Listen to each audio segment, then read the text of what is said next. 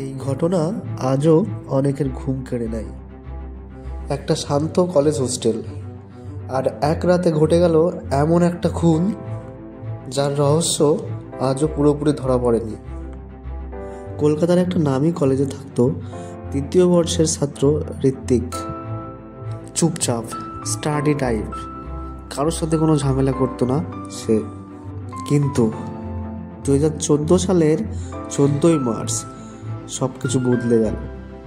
রাত 11টার দিকে তার বন্ধুরা দেখলো সে রুমে নেই, তার ফোন সুইচ অফ। অনেক খোঁজাখুঁজির পরে পেল না তার বন্ধুরা তাকে। পরের দিন সকালে হোস্টেলের পেছনের একটা ছোট্ট গলিতে পাওয়া গেল ঋত্বিকের মৃতদেহ। পুলিশ রিপোর্টে বলল, no force entry, no robbery, no witness, অর্থাৎ খুনি পরিচিত কেউই। কিন্তু সবচেয়ে অদ্ভুত ছিল, তার হাতে ঘড়ি আর গলায় চেন ছিল, কিন্তু মোবাইল উধাও।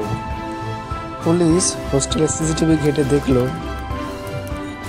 রাত 10:38 ঋত্বিক বেরিয়েছে, আর তার পেছনে একটা হুডি পরা ছায়া। কিন্তু সেই মুখটা দেখা যায়নি। তার বন্ধুদের কাছে জিজ্ঞাসা করলে তারা বলে সে কিছুদিন ধরে চাপের মধ্যে ছিল, কিন্তু কিসের চাপ সেটা আমরা জানতাম না।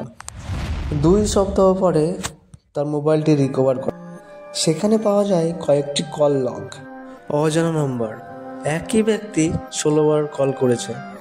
সেই নম্বরের মালিক আজও পর্যন্ত পাওয়া যায়নি।